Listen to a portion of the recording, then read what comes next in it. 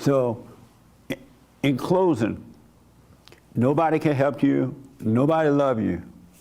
Don't be deceived. I watched this movie last night, and in the movie, near the end, the star of the movie was betrayed.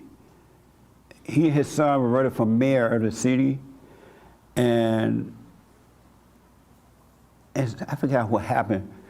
It's like the boy's daddy, his mama, turned on him, turned him away from the father, and the father didn't know it. And then the boy that was running against the mayor got a woman. He started dating this woman, and she deceived him. And in the end, the father said, almost all the time, it's the people you know, your friends, who deceive you, not your enemy. Most of the time, it's the person you know that deceive you and not the person you don't know. It's amazing, huh? It's so real. It's so true. I was thinking about how, there are people who hate my show, or they hate me because I'm conservative or whatever. They hate me, but the interesting thing about it, they follow me everywhere. Literally, they'll call my show just to yell at me. And I thought about that. I'm like, wow, look how the devil is controlling this person.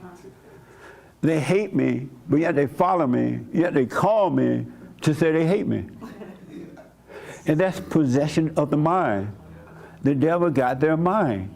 Because if I hated somebody, I'm going to leave them alone. Okay, I hate you, I'm done.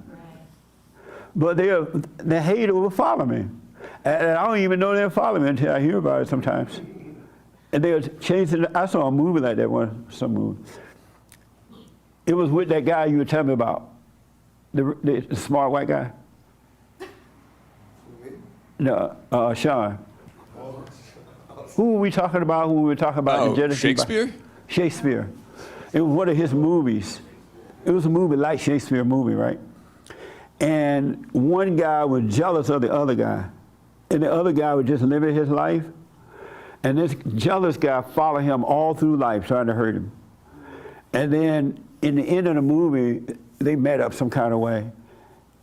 And the jealous guy asked the guy that he hated, "Did you know that I was jealous of you all my life?"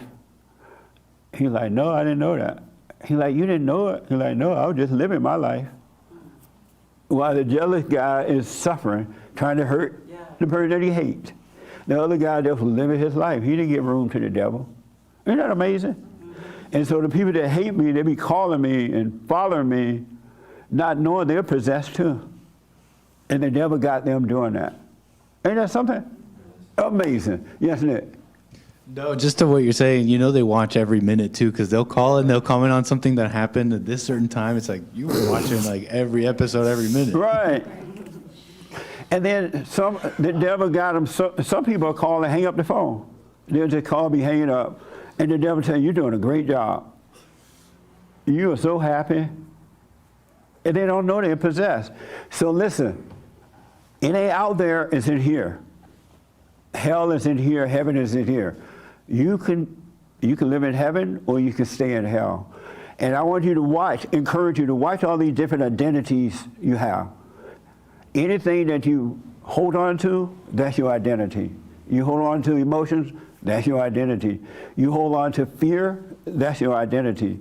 You hold on to worry, you hold on to anything, it's your identity. It's your identity. You're never going to know God until you let go of all these identities. And if you let go of those, and I hear it a lot too, "Oh, if I let go of my identity, who will I be?" I'm afraid to let go of my identity. People are afraid to let these things go because they think they won't have anything if they let go of the false identities. What will I be if I don't have anything? If I don't think anything, what will I be? If I don't feel like something, if I don't get an identity from something, what will I be? You see, it's amazing. All right? So listen, do the silent prayer.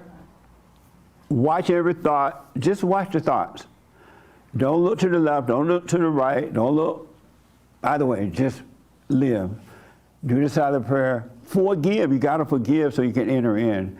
And you'll see life is really, really amazing, all right? Become your own man, become your own woman.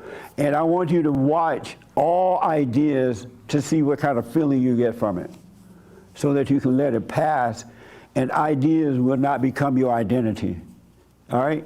You can go and work on a car, you can do physical things without getting an identity from it if you stay away from the thought, because you can get a new car and a new car makes you feel good. And you ride down the road looking around, make sure everybody's looking. Because you get an identity from that. But there's a way to do that without the identity, all right? We'll do the super chats and all that tomorrow. Ladies, no women's forum this month. I'll be out of town. I'll be back for that Sunday meeting this coming Sunday, but I won't be here for the women's forum, all right? So no women's meeting, women's forum, however you say it, all right? Do the silent prayer, we'll do the super chats tomorrow. You gotta become your own individual. You gotta become whole if you wanna be free. You can't, if you're divided, you're gonna always be destroyed, all right? I wish you well. Do the silent prayer, and thank you all. Thank you for tuning in. Thank you all for coming. I appreciate it. Yeah. Oh, the biblical question? Yeah. Yes, what was it? Sure. What's the one thing that is keeping you separate from God? Oh yeah, what's the one thing that's keeping you separated from God, keeping you separate from God? There are many things, but there's one primary thing that's keeping you separated from God. Amazing. You know what that is? Yeah. What? My relationship to money. Your relationship to money? Yeah. Interesting. Yeah. Nice. Well, I'll respond to that next Sunday. We are out of time. What's the one thing? There's one primary thing that keeps you separated from God. It's so interesting, too. We'll deal with that next Sunday. Thank you all. Say bye again. Bye again. Bye.